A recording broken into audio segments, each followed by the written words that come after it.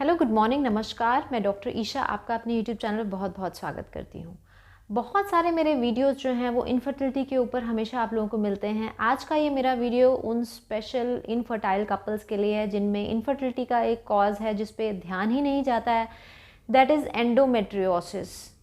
Endometriosis infertility का एक बहुत ही मेजर ऐसा कारण है जो कि बहुत डिफ़िकल्ट टू डायग्नोज है, बहुत बार अनडायग्नोज रह जाता है एंड इनफर्टिलिटी जो है उसका कॉज बनता है। एंड आज इस वीडियो में मैं बताऊंगी कि कैसे आप खुद घर बैठे बिठाए डायग्नोज कर सकते हैं कि एंडोमेट्रियोसिस के कारण तो नहीं है इनफर्टिलिटी, और अगर एंडोमेट्रियोसिस है तो उसको ठीक करने के लिए मैं आपको कुछ हर्बल रेमेडीज़ बताऊंगी एंड साथ के साथ जो कि बहुत इफ़ेक्टिव हैं, एंड साथ के साथ मैं आपको एक बहुत सिंपल सी आयुर्वेदिक मेडिसिन या आयुर्वेदिक हर्ब भी वीडियो के एंड में बताऊंगी जो कि आप लोग ले सकते हैं just in the first stage of endometriosis. Just a brief description starting में। एंडोमेट्रियोसिस क्या है?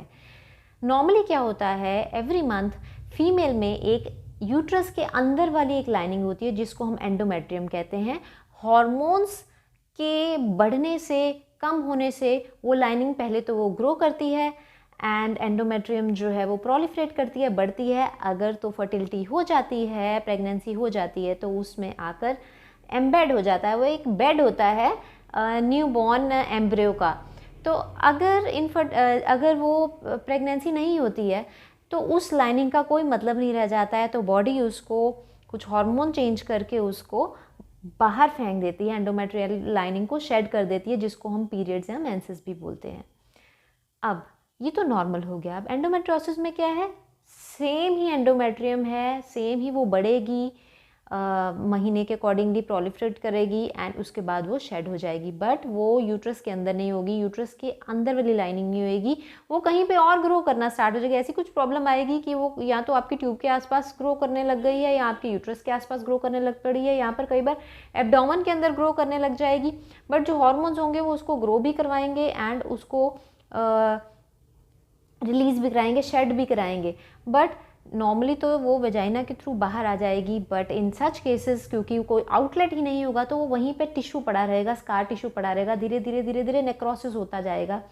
वहाँ पर एक स्कार टिश्यू बना रहेगा, उसको बाहर के लिए कोई आउटलेट नहीं होगा। या तो वो चॉकलेट सिस्ट ओवरी के अंदर तो एंडोमेट्रियल सिस्ट बना देगी। अगर वो फेलोपियन ट्यूब के बाहर है तो कई बार वो स्कार टिश्यू जो है फेलोपियन ट्यूब को श्रिंक करवा देगा एंड फेलोपियन ट्यूबल ब्लॉकेज हो जाएगी। समटाइम्स वो यूट्रस के आसपास रहेगी और हर मंथ होता रहेगा ऐसा, तो यूट्रस को बहुत हार्ड बना देगी, फ्लेक्सिबिलिटी जो उसकी नहीं रह पाएगी एंड फ्रोजन पेल्विस तक बात भी आ जाती है। अगर इसके ग्रेड्स होते हैं, first grade, second grade, third grade and fourth grade. Fourth grade में तो सब जो यूट्रस के फेलोपियन ट्यूब्स हैं, इवन यूट्रस है, इवन ये ओवरीज हैं, वो सब बहुत जकड़े जाते हैं, that is equal to frozen pelvis. उन केसेस में क्या होता है, इवन कई बार आप लोग आईवीएफ भी करवाते हैं, आईवीएफ फेलियर्स के साथ बहुत सारे पेशेंट्स आते हैं, क्योंकि उस केस में अगर आईवीएफ करवा के भी आप एम्ब्रियो अंदर रखवाते हैं बट पेल्विस में वो स्ट्रेंथ नहीं है उसको आगे करने की, तो आप you are just wasting your time. Sometimes आप लेप्रोस्कोपी करवा के ये देख लेते हैं कि कहाँ कहाँ कौन सा एंडोमेट्रियल टिश्यू जो है एंड समटाइम्स उसको रिमूव करवाने की कोशिश भी करते हैं, बट रिमूव कराने के बाद वो फिर से बन जाती है। क्योंकि वो क्यों बन रही है, देर आर हार्मोनल इम्बैलेंसेस जिसके कारण वो बन रही है। जब तक हम हार्मोनल इम्बैलेंसेस को ठीक नहीं करते हैं वो बार बार बनती रहेगी। एक बार आप सर्जरी करवा के उसको ऑपरेट करा लेंगे, फिर से वो बन जाएगी।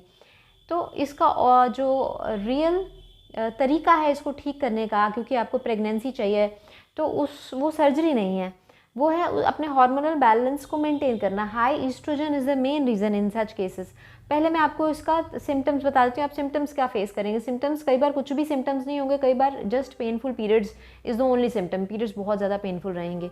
इन फर्दर केसेस क्या होगा, स्टूल पास करने में भी दिक्कत होगी, क्योंकि अगर एंडोमेट्रियल लाइनिंग वहाँ पर हो जाएगी। अगर सम केसेस में यूरिन पास करने में भी पेन आ जाएगी अगर एंडोमेट्रियल लाइनिंग आपके ब्लैडर के आसपास आ गई है।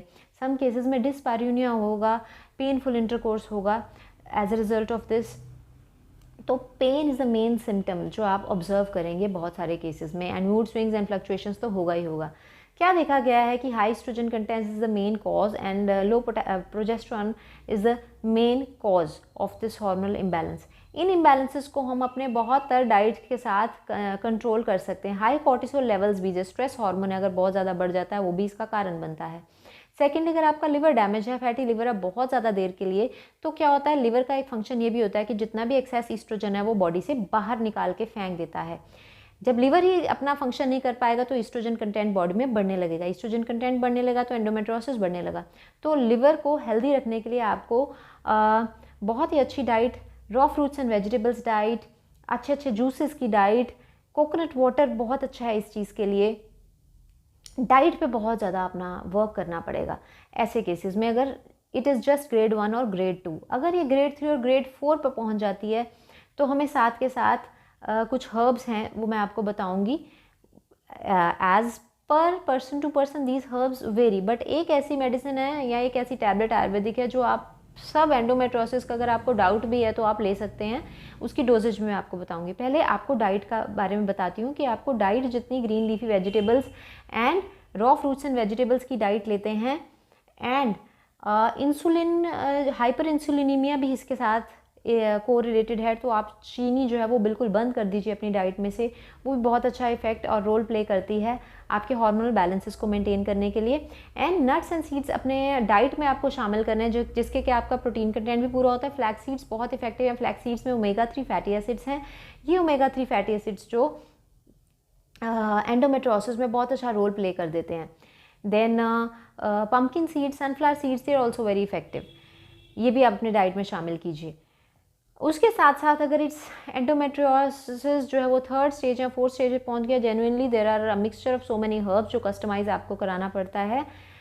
और बैठे बिठाए आप अपने घर में स्टेज 1 एंड स्टेज 2 के लिए क्या ले सकते हैं, एक वरुणादि कषाय टैबलेट है जो minimal doses, that is half tablet daily, आप में से कोई भी फीमेल जो है वो ले सकती है, जो कि इंसिस्ट को श्रिंक करने में बहुत हेल्पफुल होती है। कचनार गुगुल इज़ अनदर हर्ब जो बहुत इफेक्टिव होती है, बट वो थोड़ा सा देख के लेनी पड़ती है, आपकी हिस्ट्री देख के लेनी पड़ती है। बट वरुणादि कषाय जो टैबलेट है वो आप में से कोई भी ले सकता है। हाफ टैबलेट से स्टार्ट करके इसको आप 1 टैबलेट तक लेके जाइए। For a month you see and see the changes कि आपका डिस्मेनोरिया, आपके सिम्टम्स जो हैं वो कम हो रहे हैं। अगर सिम्टम्स सबसाइड हो रहे हैं दैट मीन्स आपका एंडोमेट्रियोसिस भी कवर अप धीरे धीरे होगा। बट अगर आपका स्टेज 3 पहुंच चुका है या स्टेज 4 पहुंच चुका है तो आपको इसके साथ साथ और बहुत सारे ऐसे हर्बल कॉम्बिनेशंस हैं जो एंडोमेट्रियोसिस, आयुर्वेदा में मैंने देखा है कि एंडोमेट्रियोसिस का आपको फुल बहुत, चाहे 3rd डिग्री है, इवन फ्रोजन पेल्विस के कई ऐसे केसेस हैं जिनको हमने ट्रीटमेंट दिया है।